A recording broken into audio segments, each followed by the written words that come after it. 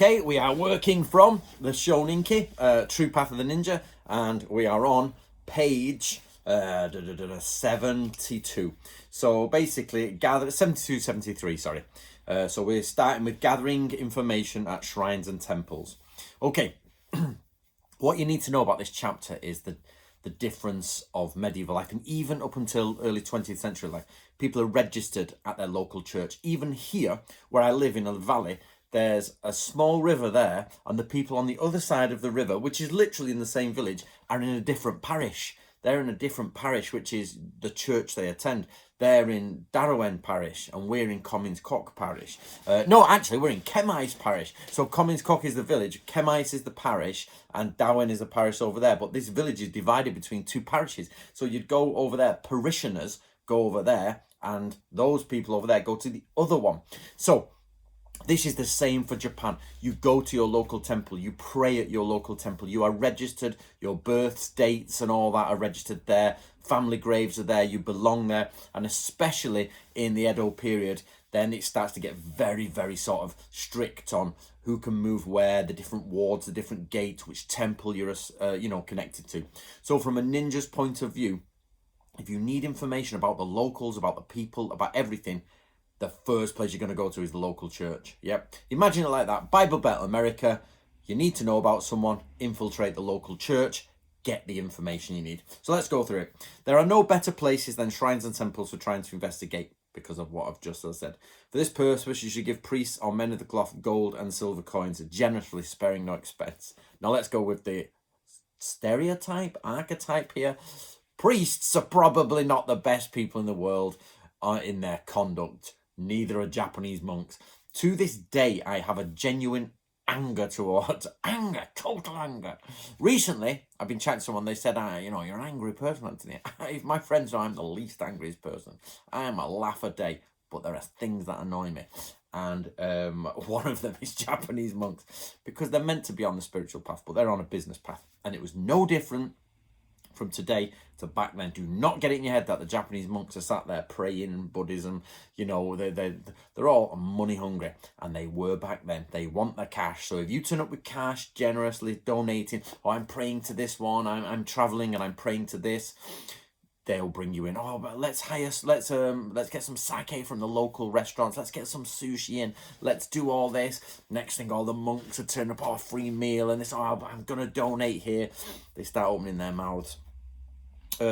If you only give ordinary people gold and silver, they will become suspicious, because this is not normal. However, Buddhist or Shinto priests, if given silver and gold, will not suspect, but be delighted and accept it with meals and hospitality. Taking advantage of this opportunity should probe them for information while getting them drunk. So there you go. It's like you try and give someone. So if I walked up to someone in the street, I'll do it in dollars, said, there's $1,000. Who lives there? What do you mean?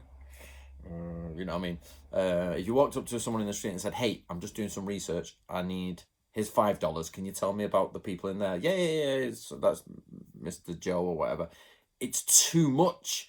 Even though for the same information you would pay $1,000, they would not do it. They're like, no. But if you give other people, like a monk who's used to money, $5, they go, no, sorry, mate, but if you give them $1,000, they'll be like, So when you bribe someone, you have to analyze their spending.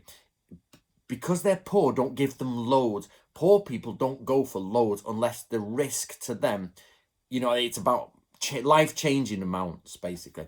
If you give someone $1,000, it's not going to change their life, but there seems to be risk involved. If you give someone $250,000 and there's a risk involved, to think about taking it. $1 million, they'll be like, okay, if you give a rich person a small amount of money, they'll be like not needing it. But if you try with a large amount of money, they'll either want to put it into their own savings, into their own stuff, or they'll be like, I don't need it. So you've really got to be careful in ninjutsu when you're bribing people with how you actually do it and who you approach and what level you approach on. If you get wind of a rebellious plot, should ask your host if they have any plans to construct a new building and pray for the fulfillment of someone's wishes, suggesting and hinting at your wish to help financially. Let them talking about their hopes, let them loosen their tongues, then they will not be able to stop themselves about bragging about their wonderful religious power and divine wonders, blah, blah, blah. So basically, we know Isui Sensei is, in this context, is talking about walking around his own provinces, your own places.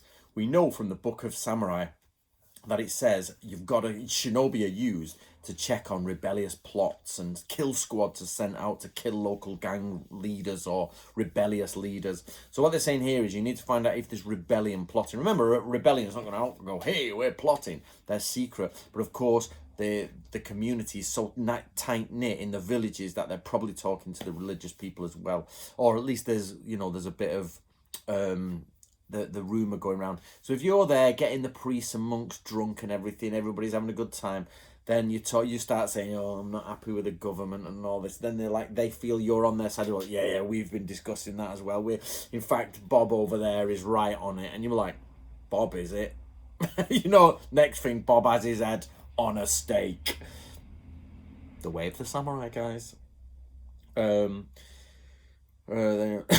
During their attempts to make you donate to their cause, they will likely make a display of their knowledge and show of power. Thus, by exploiting their very nature, you can achieve your goal. Yep. They want your cash. So this is the illusion of larger cash. So a shinobi is given, say, $10,000 for a mission. Not him personally. He's given, let's say the shinobi is given $10,000 for his family. He's got $10,000. He's got to go out and check for a rebellious plot. Because remember, Sun Tzu says, give money. But there's also then the master who's running the shinobi says, here's $10,000 for this mission to just spend, get people drunk, do whatever you want. So you're not just paying the shinobi to it. You've also give them spending money. And that's what Chikamatsu Shigenori is going mad at. He says, these just give us spending money. Didn't ask for ledgers or accounts. We've got to go to brothels and gamble. What are we going to do? Put down gambling for my account. And so Shinobi never used to have to bother. So what you have here is like you're giving money to the monk. But what you have, you say you donate, you spend around the local area $1,000. Word gets around. You spend couple of $1,000 here and there donating at local temples and everything. You got $7,000 left or whatever. Then you start getting to the monastery and you start putting, you get to the end of about $9,000 and by this point they're like, oh, talking to you, and you're like, I can probably pull together $100,000 for a new building, no problem. They can see you like $10,000 is gone out in like in a week or a couple of days. They're like, he's got 100 grand, but you're like, I'll have to come back, obviously, get it sorted. Now I've found this temple, I don't travel, that's all money. Off you go with the information, never to return. They're just like, oh, never mind, but we got a good meal out of it, and $10,000 was spent in the village, and everybody's happy. To know what people in any given province are thinking and the situation there within there, you should go to eavesdrop and Ageia.